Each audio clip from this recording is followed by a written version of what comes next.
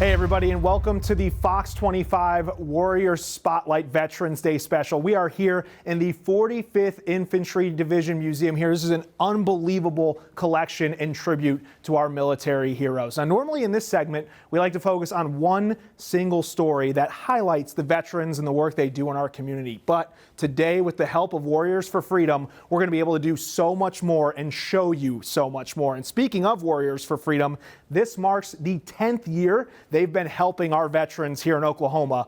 Take a look.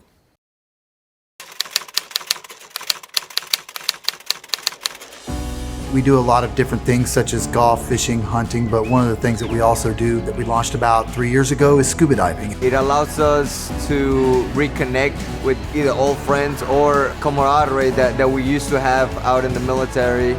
It's been less than 24 hours meeting these guys and like friends for life. Just being reconnected with other people, it pulled me out of a state of depression. It can be absolutely life-changing. That's what Warriors does. We take care of each other.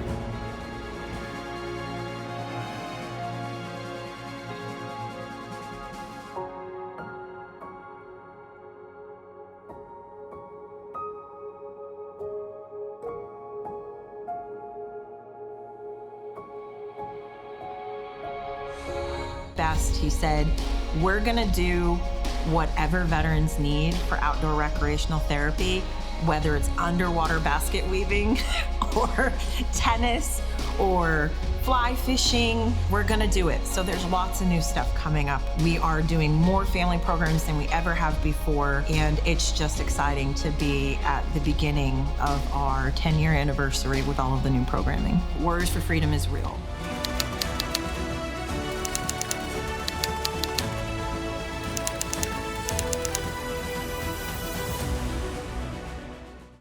And we're joined right now with the Executive Director for Warriors for Freedom, Erica Walker. It's so great to have you here around all this history, and 10 years now, Warriors for Freedom helping out veterans in Oklahoma. What has that been like? It's been awesome. I've been here for 18 months now, and we've grown from serving 1,400 veterans a year. Now we're well over 4,000 veterans and their families. So it's been an amazing transplant for me and my family. It's an incredible opportunity for folks to get out and help out a little bit. And with some of those interactions, we always hear that same phrase, right? Thank you for your service. And you might be interested to know that not all veterans see that or hear that in the context in which people mean it. Take a look. How can civilians thank me? I get it every day. I have young kids, I have older people come up, shake my hand and say, thank you for your service.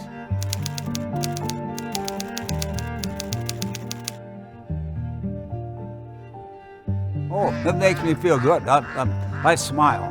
You know, I'm just flabbergasted. I'm just really, makes me happy that people are realizing what we did and thanking us for what we did. I feel that I would like them to thank me for my service by showing me rather than telling me. Volunteer.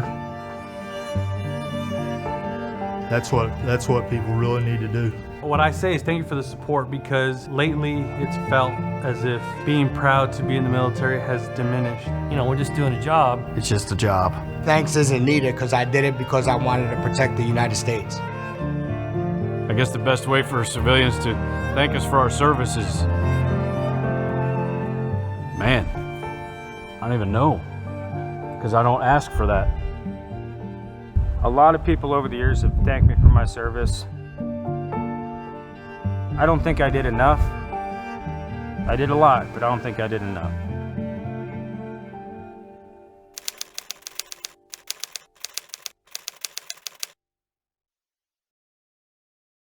$22 a day. The number 22 is not a good number for me. It means a lot to me. That's why I'm a part of Warriors for Freedom. That's one thing I like about Warriors. R22. Remember the 22. There's got to be an answer somewhere. We need to not just raise awareness, but we need to be doing something to stop it. 22 is too many, and we need to work at getting that number down. We need to get a handle on it. 22 is the number that came out several years back that said the VA statistics were that an average of 22 veterans a day were committing suicide. I've lost several friends to veteran suicide. I have people ask me what this bracelet means, because a lot of civilians out there, they have no idea what this bracelet means. And then when I tell them, they're shocked. I don't think it's enough to just bring awareness, but actually do something about it. It's important that we try to stop that number from rising and getting it as low as possible or non-existent. That's the best case scenario. We just have to do some more studying, figuring it out, and getting a hold of these people and connecting with them on a level that, and most people, when they get ready to do suicide, they just want the pain to stop. I had a fellow battle buddy. He's a 22 a day statistic. I had another one a couple years ago. He tried to become one. To show their support for our veterans, I think get in contact with different veteran organizations and see what you could do. Just volunteering one day a month could change somebody's life.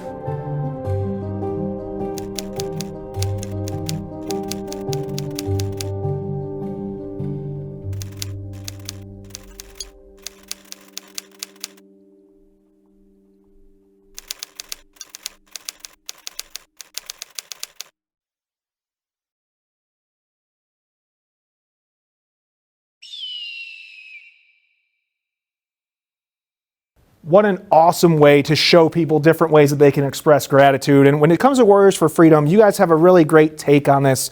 It's not necessarily maybe the traditional way that people would always go to help out, but when people want to help, how do you sort of lead them into doing that? We just like them to show up, just to be there for our veterans, to volunteer alongside them, and to just come in our presence. That's the most impactful way to thank our veterans in our community for their service. Yeah, it seems like one of the things that all veterans really respond to is that bonding and that quality time. 100%. And there's some ways that you can help give back, and even fellow veterans can do that as well.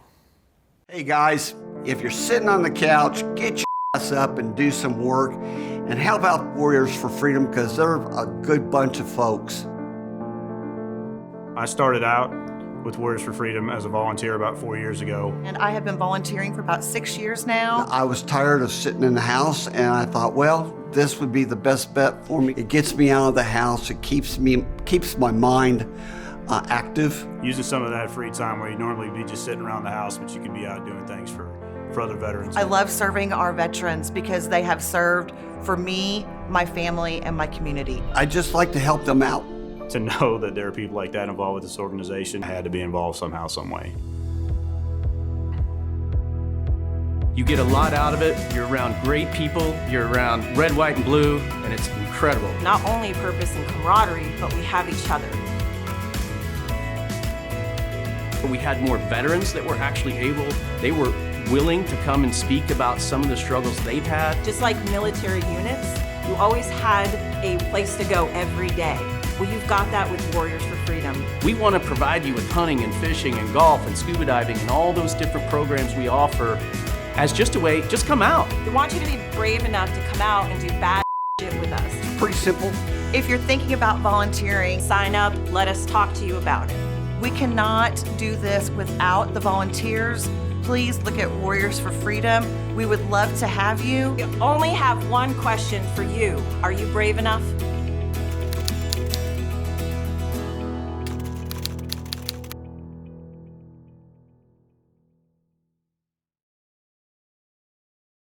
Yeah, are you brave enough? That's a question that's really hard for a lot of folks to say no to, but there are a lot of different ways folks can get involved and help out. Absolutely. Anytime you can go to warriorsforfreedom.org, and under our events page, you can find all the volunteer opportunities where we welcome our patriots, our military, and our veterans and their families to volunteer anytime for several of our upcoming events. And there's so many cool groups that are doing like outside of the box things really to help out too. There's a group of Boy Scouts out in Mustang that went a little different direction to rally their community to show their veterans how much they care.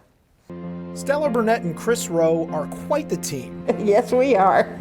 Last year, the pair led Cub Scout Pack 3399 to collect more than 1,600 Valentine's cards to deliver to veterans in Clinton. Sometimes people just need just know that somebody else out there cares. So we we're happy to provide that for these folks, because sometimes they get to thinking that they're forgotten. That project was such a success, even during the pandemic, it's back on for year 2, and now they're asking for your help and donations. You can be 4 years old and draw a heart on a piece of paper and say, I want to donate this. Or you can be 99 and put your heart on something. We will take anything that you want to bless us with, because it's not just the pack that is shining, it's each and every one of these people that donate. The Valentines can be handmade or store-bought. They don't have to be the expensive ones, because the love comes from the handwriting and the giving of the card. Anything given creates a special connection that Chris Rowe understands more than most. I'm a veteran, my parents were veterans, my grandfather was a veteran. We all come from somewhere. Yes. And I wouldn't be here if it weren't for my folks and their folks before them. So we have to make sure we honor that. The goal? To deliver smiles to our veterans while teaching children the importance they play in our freedoms today. We try to do a lot of things with and for the veterans because they have sacrificed so much for us.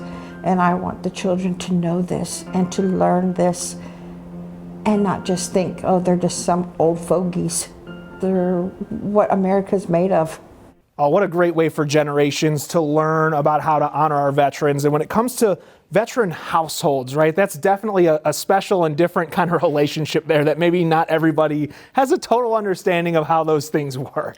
Absolutely. In my household, I happen to be the mom of a soldier, and I happen to be the wife of a soldier, and I happen to be a veteran myself. So it has been an interesting dynamic over the last 20 years in our household. Our children were raised on Fort Bragg in North Carolina, and it has been awesome just getting to know that community and really feeling passionate about it. It's definitely got to be interesting, too, from the inside sort of looking out. There's got to be a lot of things that you guys do differently just from that common thread, right, that maybe other families don't get into. I think so. I think sometimes it makes people uncomfortable, whether it's the language or the culture, but it always works, and we're happy to continue to serve in this capacity and to support our son's service. So. And some of those, just to get more comfortable, right, you have the conversation with some folks, you do a little learning and understanding. We had the chance to follow 2 father-son combinations as they went to visit the memorials in Washington, D.C. for the first time. This was unbelievable. We had 8 or 10 killed. When you're in your unit? Bill Renfro served his country in the Korean War. Now, the honor flight is giving him the opportunity to share some of his experiences with his son, Paul. And what is that guy carrying? That's a mortar base. They set the mortar in that to keep it from moving. Yeah. Now, what kind of rifle is he carrying? Is that an M1? No. Yeah, it is. I mean, that's a VAR. Renfros have each been to Washington and seen the memorials, but never together. And the trip gave Paul the chance to see something Bill's been talking about for years: ponchos. For years, I've heard him talk about those ponchos. He said he never saw one while he was over there. And so it was nice to see those and really pay attention to them. I've noticed them, but never really looked closely at them. Paul says his dad was pretty open with him about his time overseas, but that's not the case with all fathers and sons, like Gary and Josh Douglas. I never spoke to him at all about the war experiences like my dad did a little bit for me when I first came back. But Josh says visiting the memorials, and especially seeing his dad lay a wreath at the tomb of the unknown soldier, has brought them closer together. Seeing this and seeing his reaction and just, it's really heartbreaking to know that he went through that, but I'm very thankful that I've got him. It wasn't just fathers and sons making this trip, though. Some brothers who served together boarded the honor flight as well. George and James Helfin even got to spend a little time together while serving in Vietnam. I was in a helicopter unit, and he come down from his unit up north and spent the weekend with me, one weekend with us together. The Helfins found the names of some old classmates while visiting the Vietnam Memorial together, as did the Hughlings brothers, Michael and Marcus. Michael says his trip was made even more special by having his brother with him, but wishes the two could have taken their veteran father while he was alive. We lost our dad many years ago, and had this been going on then, we probably would have brought him. But we're blessed by getting to go as brothers. Such an amazing experience, and to get that perspective from multiple generations who have experienced similar situations but in very different eras. What about that sort of creates a different bond that people just don't understand? I think it's identifying, those young soldiers that are just coming out right now, those that are serving in the Afghan War, the Vietnam War, and the conversations are so cultural and meaningful. It's more of a mentorship. We call it camaraderie in our circle, and that camaraderie is just the elders teaching the youngers, and it brings you back to that old school way of living and learning. And the dynamic is just so impactful, and we do it every month in Warrior Coffee, and I love to watch it, love to be a part of it. Yeah, and there's a ton of other activities there too with Warriors for Freedom as well that help build that camaraderie that really seems to be one of the big things that's missing. There's a local hockey team here that is bringing that camaraderie back in a huge way.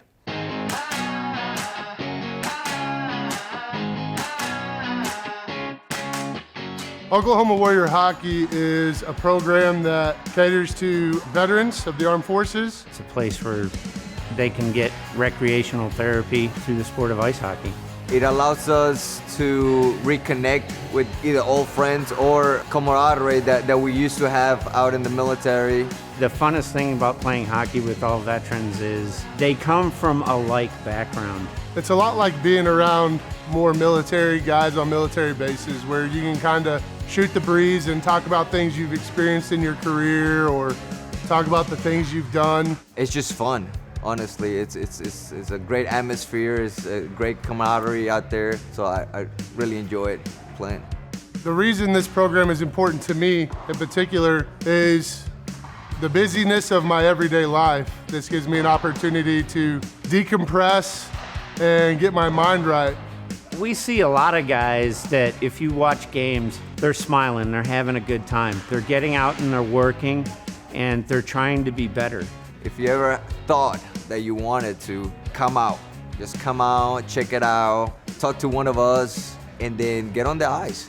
If you have the experience, great. If you want to learn it, this is the spot where you could actually learn it and get better at it. I can almost guarantee you that once you try it, you won't look back and just try to keep going and going and going. When you come into an Oklahoma Warriors ice hockey game, you're basically going to be greeted by somebody that's friendly at the door. You're going to see opening ceremonies. We're going to play the national anthem. You're going to see both teams do 22 push-ups, and you're going to see some fun hockey. When we have crowds coming out and support the organization and cheer us on and all that love that we receive, that we see it's greatly appreciated. We wouldn't be where we at without the support of the general public or greater organizations like the Warriors for Freedom that makes this happen for us. Warriors for Freedom is a partnership with us. They came on board with us this year, and we have a very similar mission to combat veteran suicide, so they've been a tremendous help to us. We love to say one team, one fight, and that's what we are. We go out there and support each other and fight together, win together, lose together, and at the end of the day, we're just having a great time.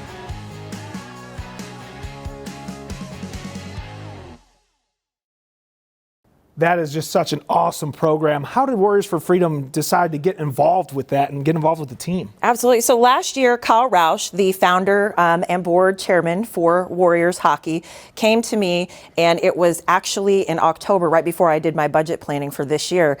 And he had let me know that all the Warriors that were playing on the team were paying for their own ice time at the ice arena. And I absolutely was not having that. Warriors has been blessed. And so we cover all of their ice time for them, as well as for their September 11th, we covered their jerseys, so they don't have to come out of pocket for all of that. So now it's this amazing relationship. They're huge partners of ours, and we love them and can't wait to support them again in 2023. You see so many places where people give back and take back and work together to make these things happen. And so there's a group now here that's brand new, just started, that's actually taking all these veteran-owned businesses and helping bring them together into one network so they can expand and improve themselves and help each other.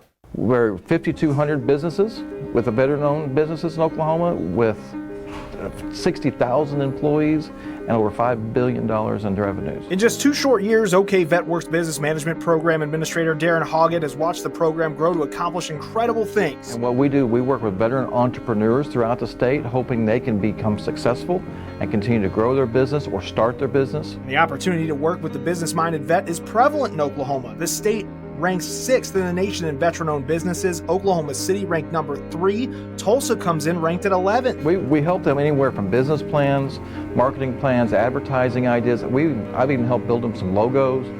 Anything that's going to help them build their business and let it be known in Oklahoma and continue to thrive. Any veteran can utilize the program, and it's a chance to get a head start into a business venture, or maybe just figure out how to take the first step into the next chapter of life after serving your country. And you can see that they're bored, they're stagnant, and they're really getting to that depression state, and they have an idea and they don't know where to start. Hoggett says his role almost becomes more of a counselor job, where he works to not only improve the business mind of our heroes, but also help them fight the demons that come with leaving the structure of the military as well. So when you start to give them the ideas and you work with them on how to be profitable and work for themselves, they totally glow. I mean, you definitely see the difference. A program that grows momentum with every business built and bolstered.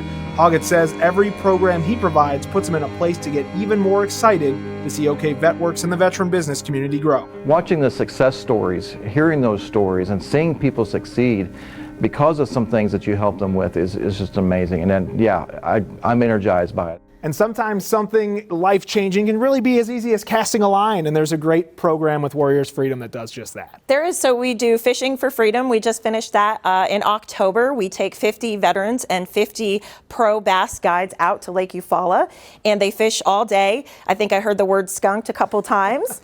We provide them with all of their meals and their lodging, and they just love it. And we're looking forward to it next year in 2023. Our goal is 100 veterans and 100 guides. So lofty goals. Yeah, big goals and a great program. And as you can imagine, some of the highlights from this trip are just absolutely incredible.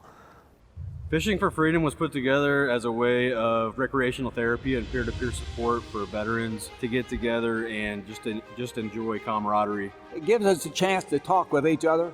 I've been there, he's been there, and a lot of times veterans don't talk to other people about it. So another veteran being there, and we've done the same thing, same kind of work, same kind of job, same kind of deployment. So it just it allows us to communicate and get a lot of stuff off our mind. There's a ton of patriots that come out here. The boaters themselves are either professionals that have been doing this their whole lives, are individuals that have been doing this for a long time that just know how to boat, know how to fish, and they're just patriotic. And they donate their time, their money, their expertise, their gas for boating around the lake all day. And the veterans themselves obviously come out here to fish. So you're surrounded all weekend by just patriotic individuals and veterans and service members. When I got out of the military, I was having a very difficult time adjusting. I was in for 10 years. I was a Fleet Marine Force Corpsman with 1st Marine Division. Had a couple trips under my belt in Iraq. And I got out of the military not really prepared to deal with the civilian world.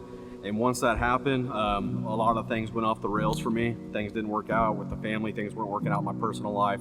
And that was due to my service from PTSD and a traumatic brain injury that I had. The post-traumatic stress disorder, the TBIs, the constant deployments that these guys now in Afghanistan and Iraq have, I went to Vietnam for 1 year. These guys have gone over there for 3, 4, 5 times. The thing about Warriors for Freedom, they're trying to make people aware of the 22 veterans that commit suicide every day. From the day I joined this organization, I have a bracelet on that says, remember the 22, and I won't take it off. I go to bed with it, I get in the shower with it, I don't take it off. And so the public needs to continue to give, needs to continue to support our nation's heroes, because we're going through the hardest time right now more than ever, with veteran suicide being at an all-time high. Experienced it in my own family. I lost my son 5 years ago. He was in the Marine Corps and he committed suicide. So I know what it's like. And for you veterans and service members out there, keep your dang heads up. Everything's gonna be all right. Find a friend, find a brother, find a sister, lean on them if you need to, and keep on pushing. And if you need to join an organization, or you want to join an organization like Warriors for Freedom, and we're here for you.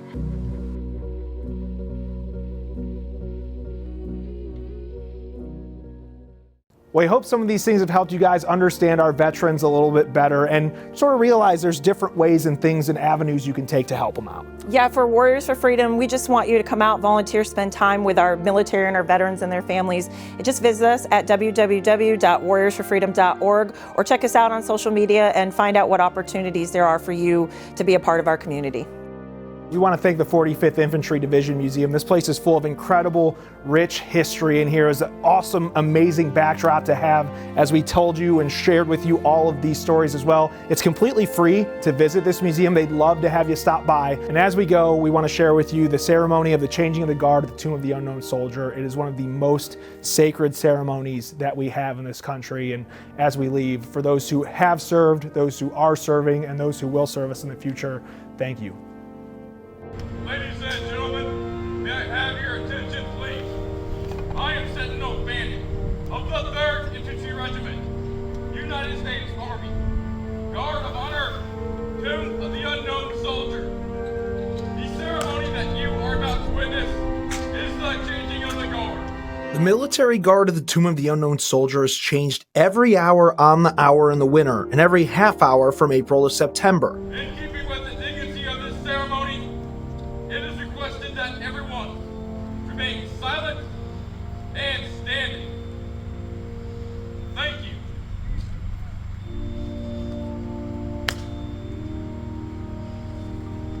In preparation to take their post, the new sentinel leaves the tomb guard quarters and unlocks the bolt of his or her M14 rifle, signaling to the relief commander to begin the ceremony. Look, shoulder, arm.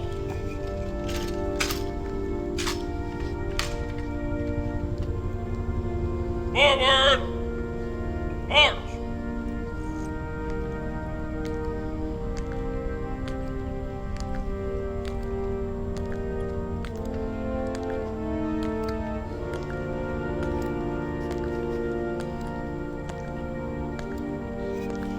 Guard, halt. Guard,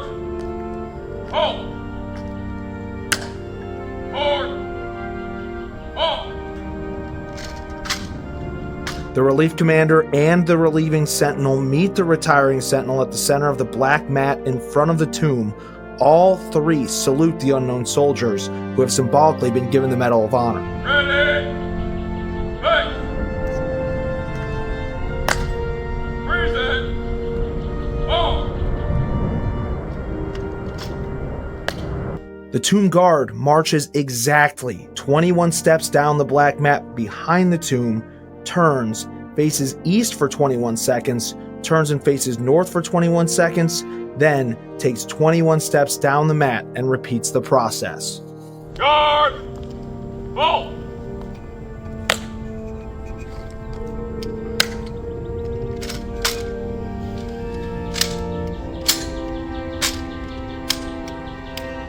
Ball out. The sentinel executes a sharp shoulder arms movement to place the weapon on the shoulder closest to the visitors, signifying that he or she stands between the tomb and any possible threat.